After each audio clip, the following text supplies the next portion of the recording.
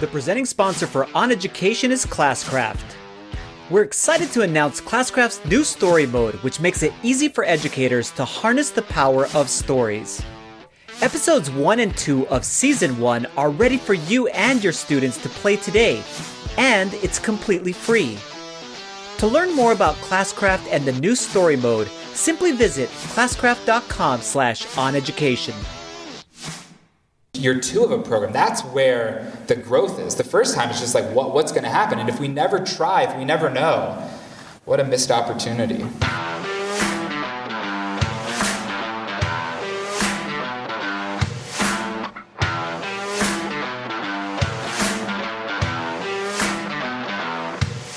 Welcome to, this is the second live podcast on education at Impact EDU 2019. Thanks for coming, everybody.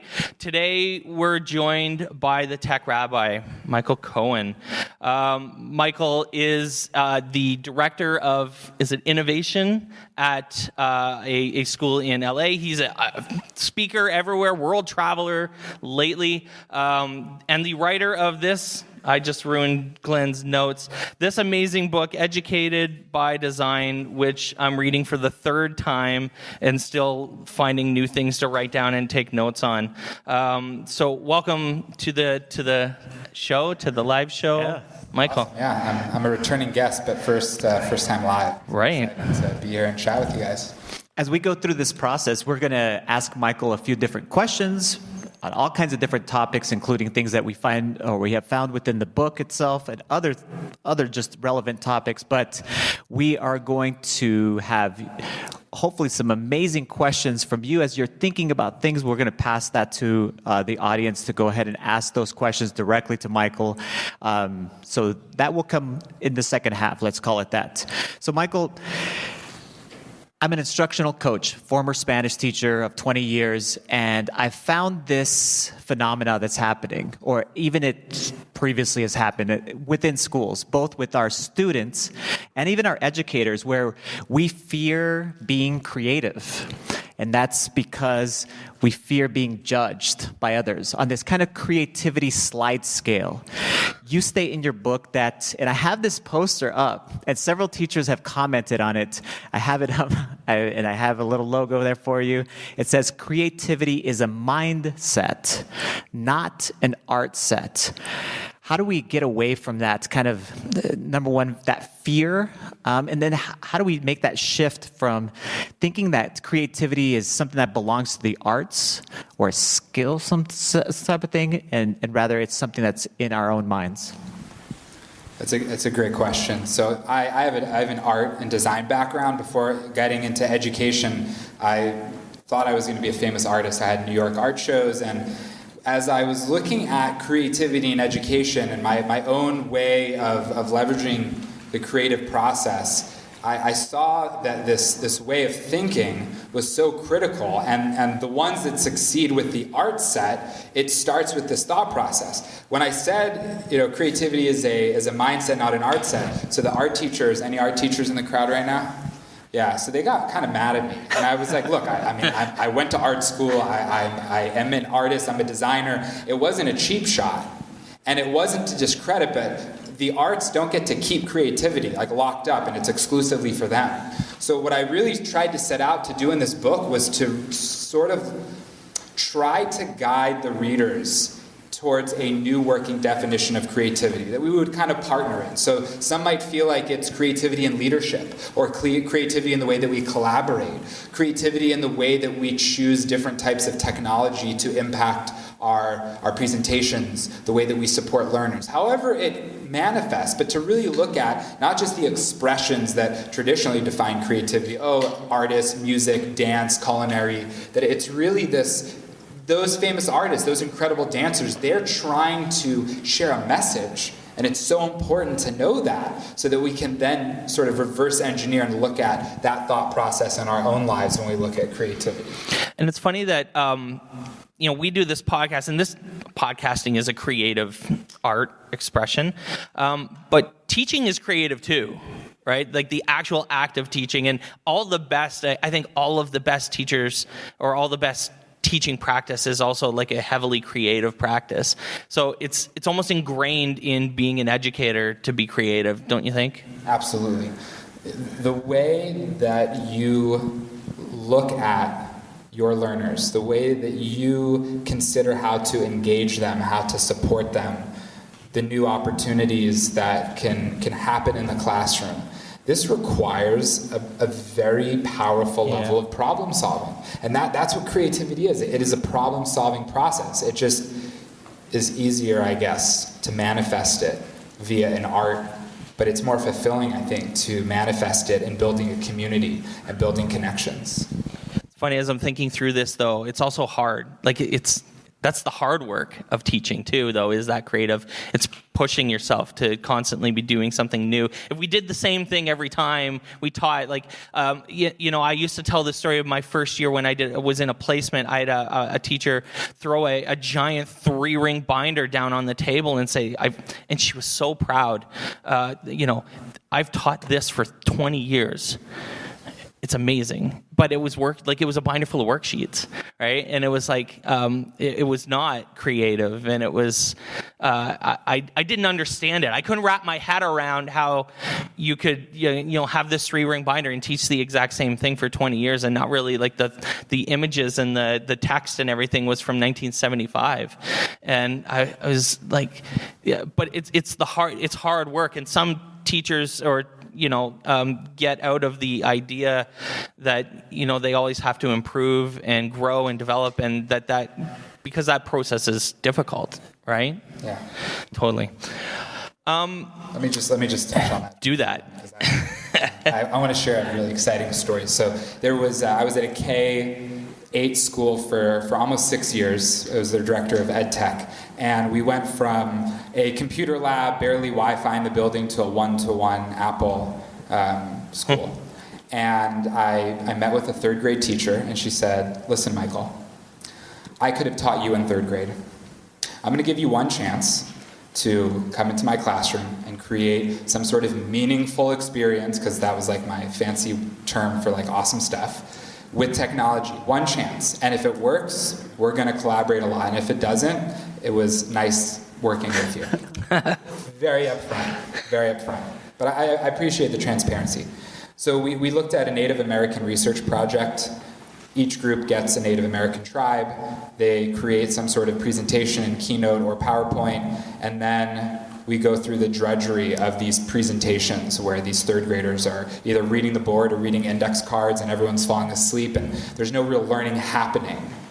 And I want to say we redefined it if we're looking at the SAMR model. The students used Book Creator, and they created these interactive books that taught their peers about the other Native American tribes that they didn't interact and engage with the information. The teacher did no preview lesson, no general summarized lesson. It was all focused on the students facilitating learning. They created these incredible interactive books that had drawings and audio and text and just really just rich, powerful visuals. We could not get the students to leave to go to recess because they did not want to leave the classroom and engage and stop engaging with their students' work, their peers' work. So they facilitated learning. There was student agency, there was student voice. This was before Flipgrid and the awesome trend of student voice being a constant hashtag on Twitter. And we did a review, we did a reflection, and we actually ranked the different skills, the different outcomes of before 20 years worth of presentations and what we just did. And she said that the students, they loved it. But that's not where the story ends. 3 years later, these 3rd graders are in 6th grade. I was like, "So tell me about the Navajo." And this kid is like, "All right, I'll just tell you." It was locked in their memory, because of the engaging and powerful and meaningful way that technology could facilitate a very creative way of showcasing information. So let's talk about reflection for a minute. I've been super reflective the last couple of years. I talk about this a lot. It helps to be outside the classroom. So I taught for 7 years, and now I'm not in the classroom. So I'm thinking about the missed opportunity, mostly the missed opportunities. If I was perfectly honest, I'm thinking about all the things I didn't do or I screwed up on, which was a lot. But also reflecting on the way that we teach, just in general, the way that we teach. And I think it's great that you, after this whole great creative process that involved redefining an entire lesson, you reflected on it. And you worked with that teacher to talk about how it went and what could be potentially done better.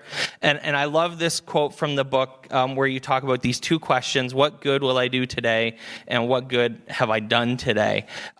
Because I'm kind of going through that myself, where I'm totally taking stock of my days, being more intentional about that with my work. And I'm wondering how we can give advice to educators on how they can be more reflective in their creative processes and their teaching process as well. Any administrators in the room? All right, cool.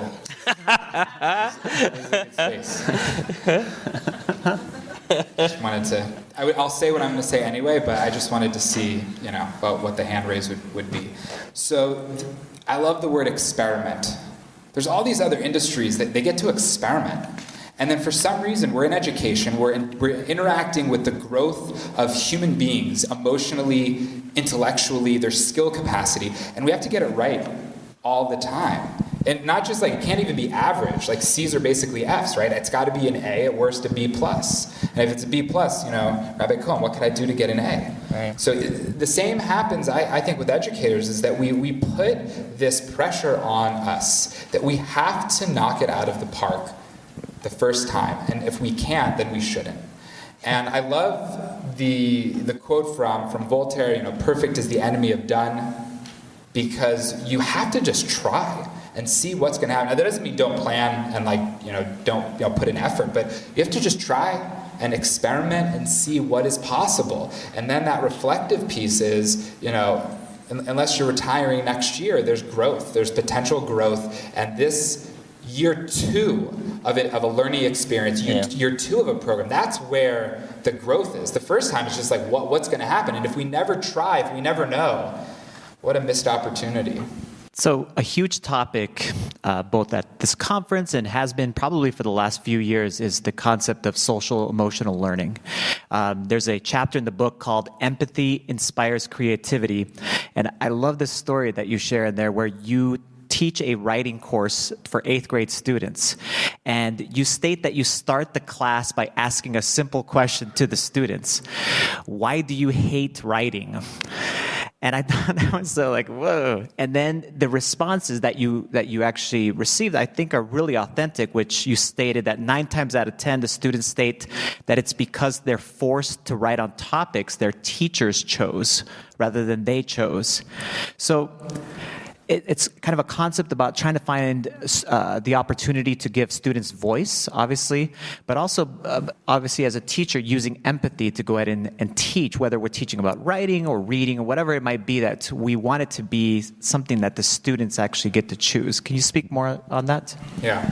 So I think the two parts. The first piece about empathy, it's the difference between empathy and sympathy are vast. But sometimes we look at sympathy, or we end up casting judgment instead of empathizing, because we genuinely want to help the students. We genuinely want to fix the issues at hand. But the role of empathy in life, but specifically in education for ourselves and to help give our students that skill, is that it allows us to be flexible and adapt and really search for not necessarily the easiest, but the best possible way to connect with learners, to help learners connect with the learning. And it also helps just being a great human being. Mm-hmm. I think the world could use a lot more empathy right now, especially in our country. Thanks for visiting. You're in Canada, right? The second piece, I'm happy to be here. is the second piece about this agency, this student voice is, at what point do we trust our students? Like, is that what it is? I'm curious, for you to think about this and maybe ask some follow-up questions at the second part is like, why don't the students get to have this level of agency and ownership over the content that they create? And whether or not we're reading, the canon of literature and having them analyze it, is there a way that we can give them more freedom, more opportunity to write what they care about? And not like one of the things that we sometimes do is like the journaling, like write about, and then you tell them in their life, like write about your weekend.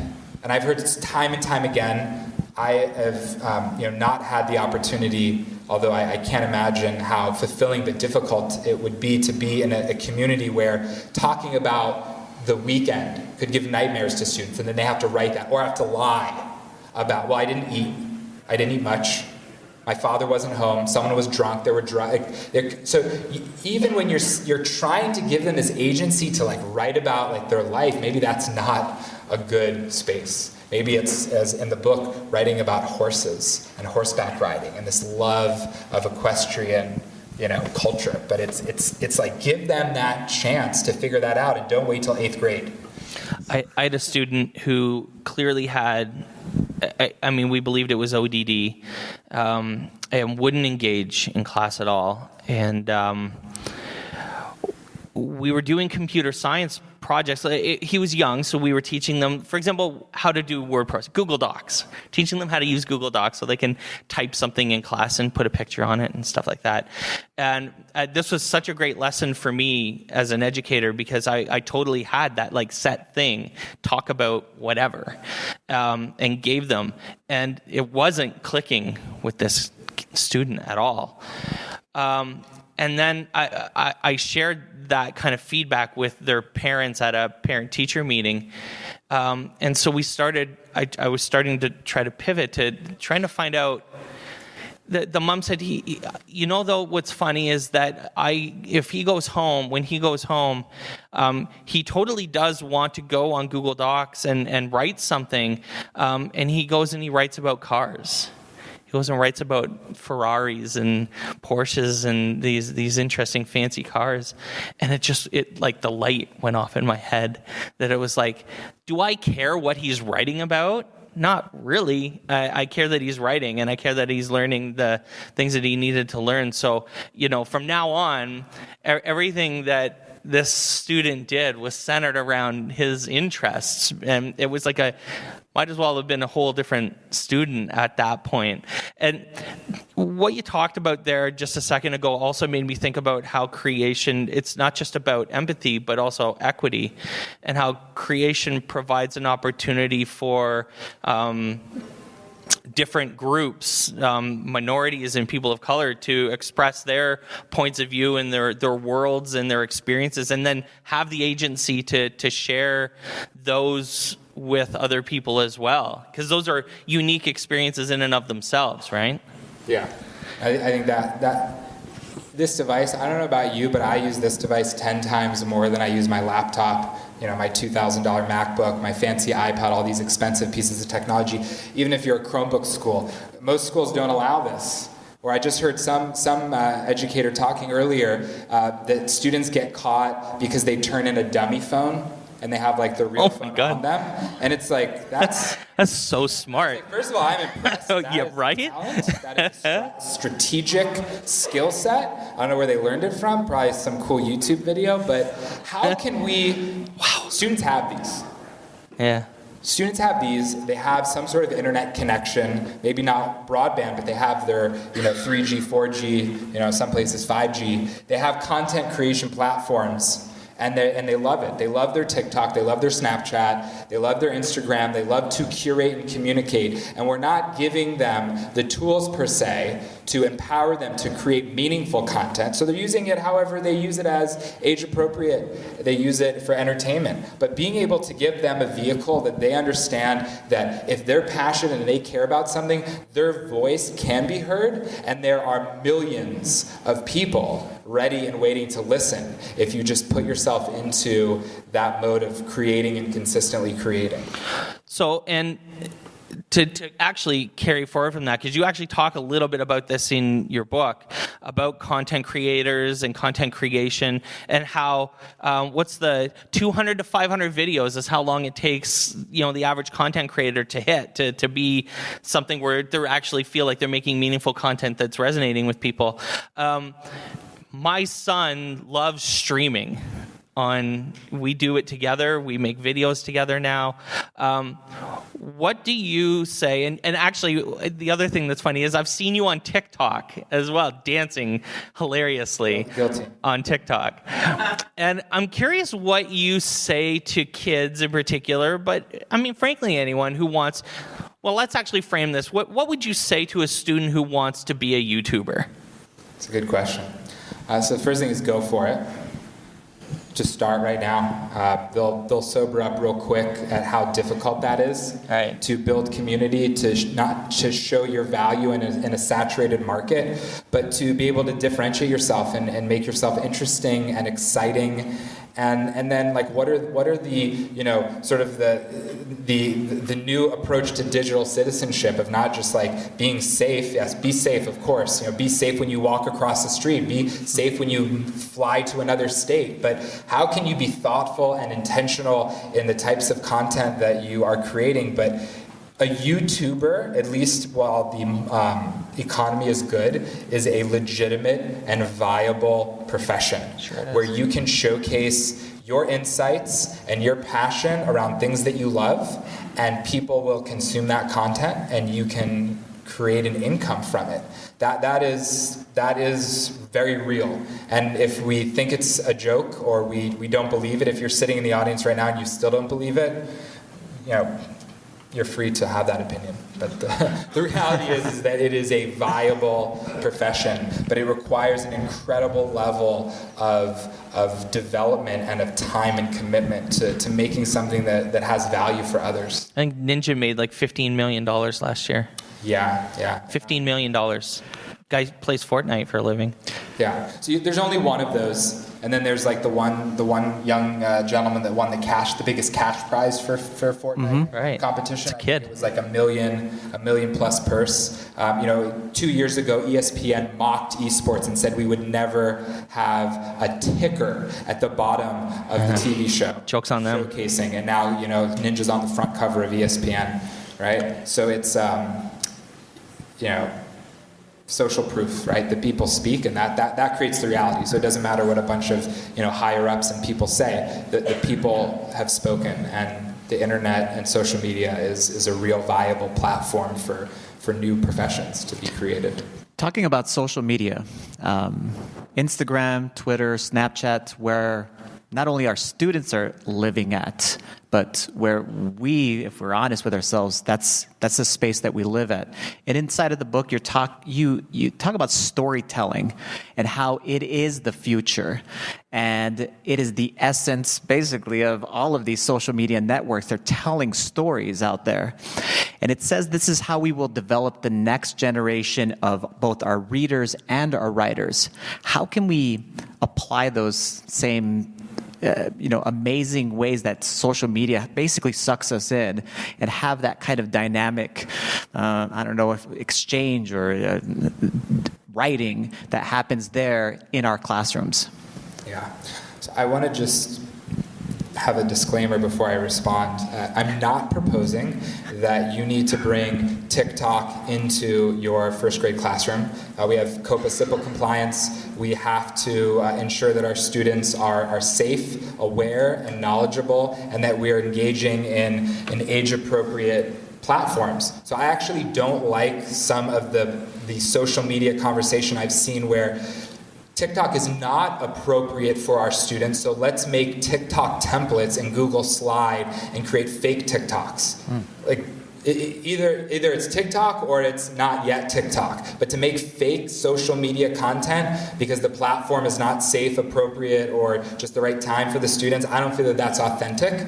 And I think the students see through it, and all it's going to do is get the students to want to go on it when they're not. Yeah, they'll go on TikTok at night. Yeah, not around you. All right. So, and then there's, of course, like the balance of screen time and consumption, and even the balance of content creation, which you can consume yourself with the creation process as well. But I think that there's ways to build students' storytelling capacity, both verbal and visual. I think the ability for students to script write and to be able, we had an overnight school event. We went to this mountain resort and had an event over the weekend just before I flew here, and they did this senior skit where they do this like comedy routine where they sort of poke fun at all the teachers that they love. Like if you're selected, like you're one of the cool teachers, and they then celebrate one of the students created the entire play. They created the script, they created the transitions, they chose the students that would best represent kindly poking fun of their teachers and mannerisms and things of that nature. But it's like, where does that skill come from? So we've created experts in the 5-paragraph essay with the hook and the transition and the introductory sentences, and we've not given them the opportunity to diversify their writing.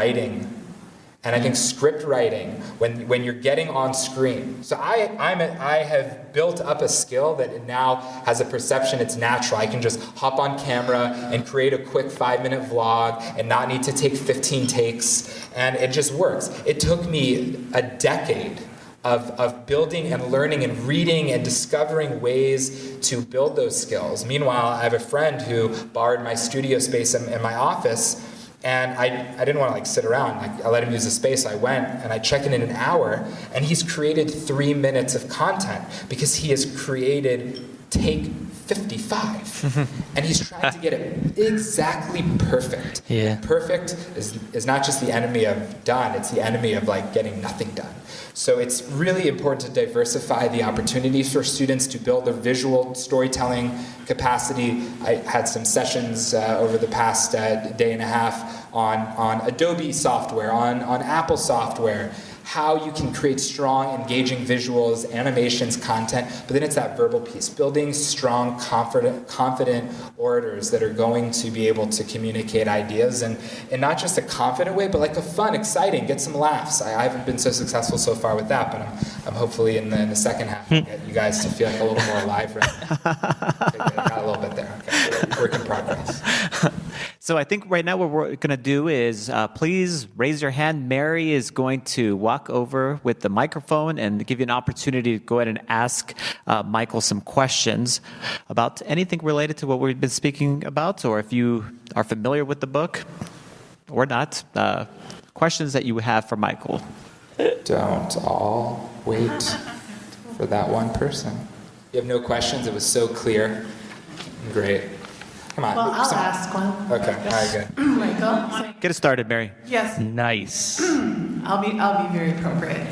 Michael, how do you respond to even a child or an adult? I hear this so often, people coming up and saying, well, I'm not creative. How do you address that? So it's a conversation that needs to take place. Everyone is unique in their journey, and I have that illustration in the book, that moment where we're judged by something that we define, usually it's when we're younger, as something creative, and we're told by someone, it's a peer, it could be, God forbid, a teacher, but that's happened to me, that's not creative. And it's so important to help our students build that resilience. But then to also, which I try to do in the book, is we need to rebuild the definition of creativity and showing other ways besides art. But then everyone can be artistic. It's just you have to put the time in. But if you don't have the passion or the desire, so there are other ways to express it. But it really has to be a personal conversation. I've tried my best in the book to create a general approach to how you might tackle that with your students or with yourself. But it's really about building that confidence and belief in yourself that can help you build your creative courage. I'm going to follow up with something. is it something that we are doing also as parents, or maybe even in early childhood, that is related to this creativity thing? Because you write that somewhere around the age of 6, the current education model, I'm talking about 6 years old, you're talking a first grade kid, the education system basically purges students of creativity, curiosity, and wonder. It's actually my biggest worry and fear of my own kids is not that they won't do well academically, because they are doing well academically. It's more that eventually the system could take away their passion for just learning, which, it's innate in humans as far as we want to do it. But I'm talking about learning within the structures of, what we currently have as far as in schools. So where you become resentful at, all of the worksheets for homework or whatever it might be as far as practices that may not be the best things that we're doing. But if by the age of 6, you're purging creativity, can you expand upon that? Like, what can we actually do? Because as a parent, I was concerned as I read that. I'm like, that's devastating. Who here teaches high school?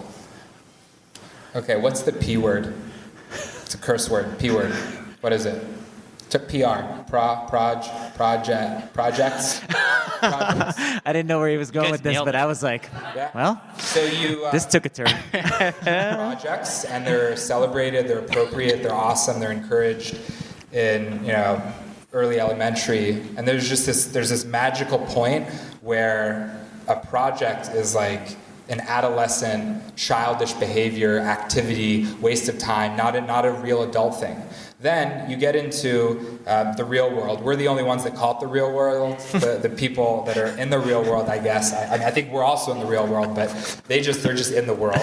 So they work on projects all day long. There are multiple people involved. They're responsible for different components. There are billion-dollar companies built on project management. Monday.com Totally. is a billion-dollar unicorn startup based on project management. And I think it's a disservice, because that is where that creativity comes from. Students discovering their innate skills and interests, that they can be part of something bigger than just, let's all do the same exact thing. Let's all create a diagram. Let's all create some sort of artistic experience. Even in the Adobe Spark session, I show, even though I don't like to show, here's that template. You can just throw them, and then they'll just replicate it, and it'll already look beautiful based on your definition of the design.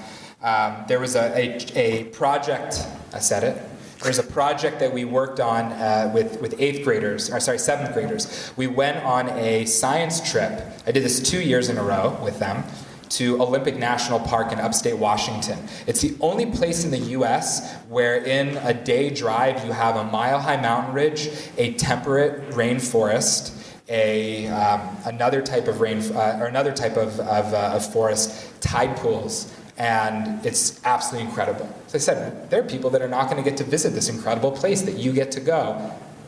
What could we do? And they said, well, we rewrite these journals. We do science experiments and with the water and with the soil and the flora and fauna, and then we fill up our journal. If we don't, we get a bad grade. So I go to the teacher. He's been teaching science and running this trip for 30 years.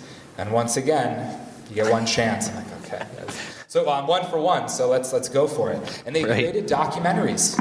And each member of the group had to define their role based on their interests and potential strengths. So there was a script writer, there was a narrator, there was the filmer who was bringing the iPad in the giant gallon Ziploc because they were nervous they were going to drop it when they were wading across the river. There was the post-production people. So there were some people that it looked like they weren't really working during the trip, but then the 3 days after the trip, they were working constantly while the other ones, so to speak, took a vacation.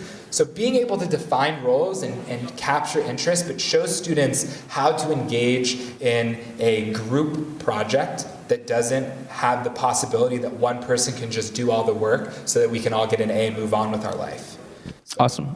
I think we have a question over here. Yes.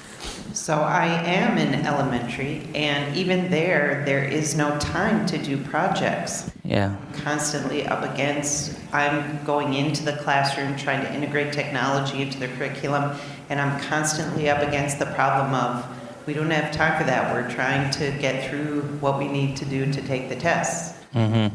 And so how do you address that? Actually, when I do a project and it only takes a half an hour, they're so amazed. And they're like, oh my gosh, that was great. It only took a half an hour. I'm like, yeah, it doesn't have to be this huge 3-week long thing, but still, it's just this belief that it takes too long, and they always put it as their last thing on the list. Yeah, I am always excited when I can hear some educator that can put together a 3-week-long PBL project. I think that's amazing, but it's not practical. And basically every scenario, except for those those fringe moments. Being able to collaborate together and trying to expand the time frame across multiple teachers, if that is possible. It's a little harder in elementary because you are the teacher for all. Is that, yeah, or do you have like a science teacher, or you are the teacher for your class? Is that? Well, I'm the technology integration person, so I go into the teacher. Oh, you have an even harder job than the teacher, because you have to convince them. That's right. Next level. Yeah, so the micro projects, you said it beautifully, is that 30-minute moment, that 50-minute moment. Like, can this be done in a short period of time and still get meaning and value out of it? Absolutely. And then there's opportunities to work on big projects, but those big projects have to have administrative buy-in. Not just you get to do it, but they have to be invested in it. It has to have some sort of cross-discipline, cross-collaborative moment where you're leveraging the time and the resource and the support of others, which I know you are that extension of them and that support, but there has to be a culture for those bigger projects. Trust. To be trust, absolutely. Yeah. Trust and belief in others. But small, I'm into it, which is why I love the 50-minute breakout sessions, because my periods at my school are 55. So if I can't do it with you guys in 55 minutes, how can I say we should go do this in our classroom? So I like those small moments where we can begin and end in a small period of time. If you listen to the podcast, you'll know what my day job is, but I'll expand on it a little because I think I can kind of help you answer your question too a little bit.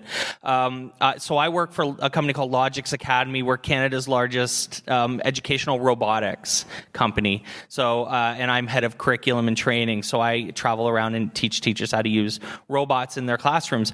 And my biggest workshop, the thing I do with teachers all the time, is literally modeling a very small project that they could take to their classroom and do potentially the next day. So I use dashes, and it's what we call it dash storytelling, and it's meant for that wheelhouse of dash, which is like the grade kind of 2 to 5 range, but it's where they retell a story using their robots. They use the features of the robots, like the being able to record your voice into a dash. The dash can then speak back to you, the voices, decorating the dash, so putting costumes on the robot, painting backgrounds, drawing backgrounds that the robot can drive through, and then recording all of that on an iPad or something like that, putting music against it.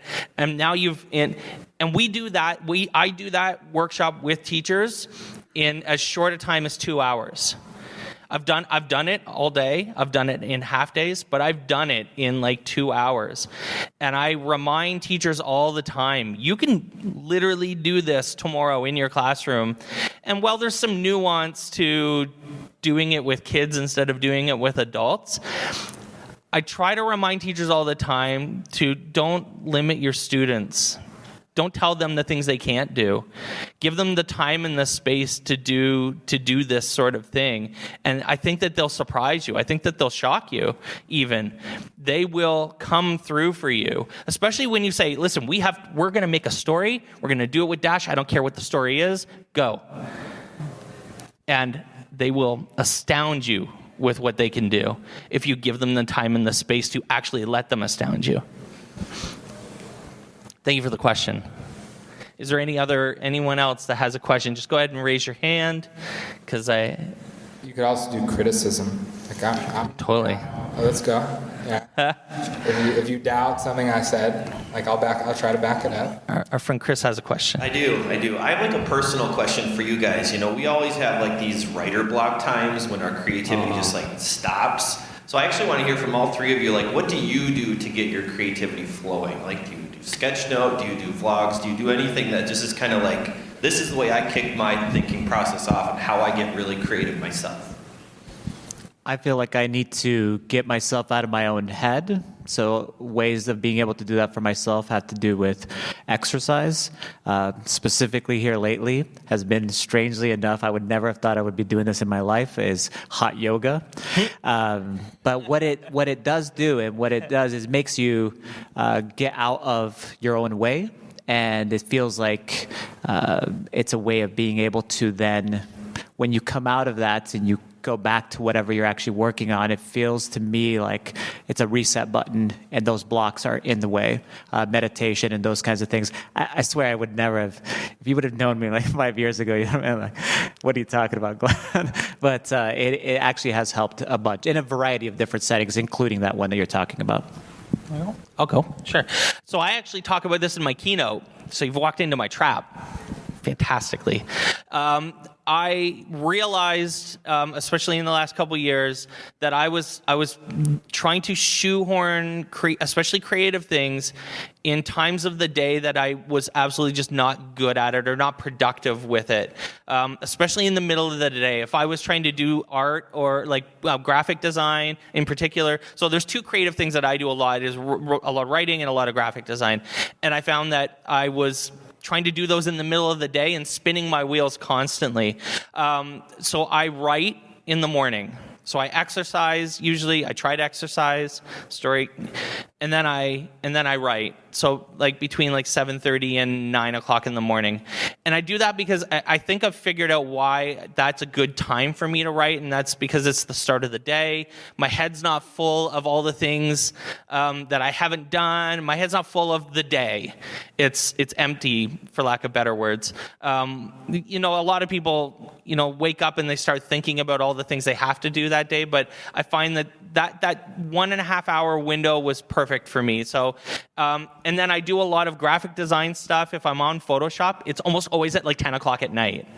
Somehow that hour, 10 to 11, I can like pound out something on Photoshop, a logo, a design, a thing, and I'm sending like the people I'm working with, whoever, a text message at like 11 o'clock, Glen or whoever, waking them up if they're sleeping. But I'm like, dude, look what I just made. It's so awesome. And I'm just sending them like screenshots of my screen because I'm so pumped, but it's always at like 10 o'clock at night. So my advice is, think about when you do things and finding the times that you are productive. And then I'm not saying, like, sometimes the reality of your day is that you have to do things at times of the day. But if you can really find times where you're going to be productive and use those times wisely. Take advantage of that window, that 10 o'clock at night window, to do that graphic design work, because that at 10 o'clock, that's when you've historically done that best work. That seemed to be something that worked for me really well. So all awesome ideas. For me, so there's a couple things. And one of them, I never actually thought I'd be employing empathy in this context, but I was about to say go for a walk. Don't go outside. I mean, I'm scared too, but like, it's really cold. Outside is overrated. I'll be flying back to Los Angeles tonight, and it's low of 45. It'll be a high of 70. So I go out and I walk. Whatever. Yeah, but I do rock climb. I'm a big rock climber. I was actually, Sunday night, I went up the street, the Minneapolis Bouldering Project. Super awesome place. You guys are lucky if you ever decide to check out that experience. So it's not just a physical exertion, it's a mental problem-solving exertion. There are certain ways you must solve a route to climb. There's certain ways where you can be creative with how you do it, and there'll be times at my home gym where I'll climb something and people will be like, I would not have even thought that would be the way to do it, but you did it, and then no one else can do it that way for whatever reason, or so that exercise is a big piece. I think finding the time when things work.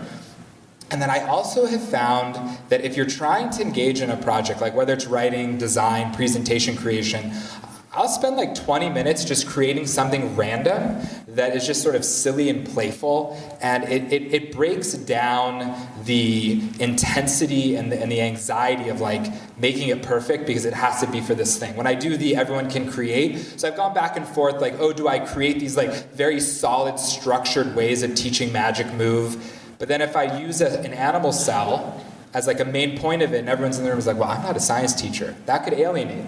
That could make you disconnect. So I do these like sort of random activities just to sort of break down the fear of that creativity being applied in that certain way it needs to be, and just let it sort of free flow.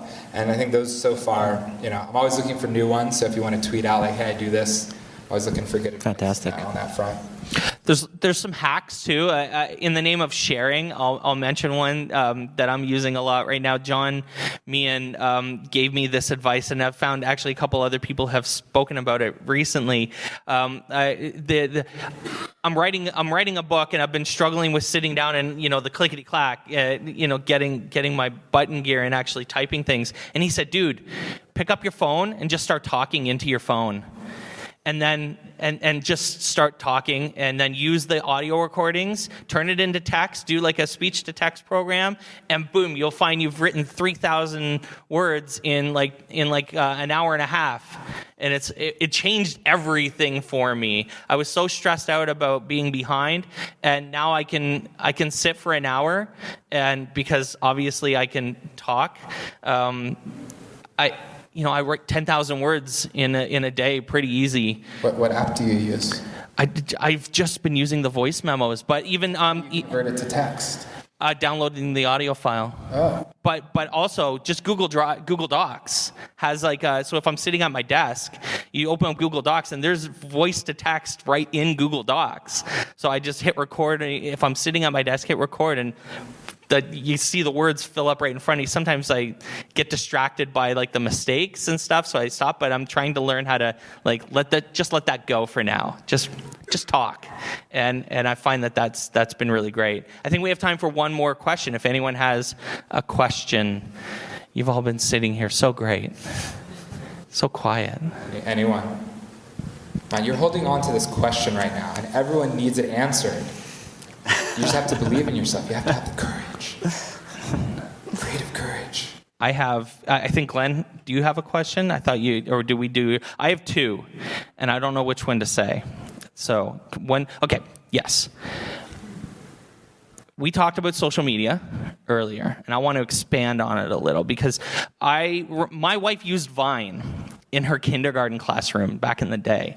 And I thought it was incredibly innovative. I was such a fan of my wife's Vine account. I couldn't believe how great it was. And she was really creative with putting stickers over the faces of the little kids. It was kindergarten class.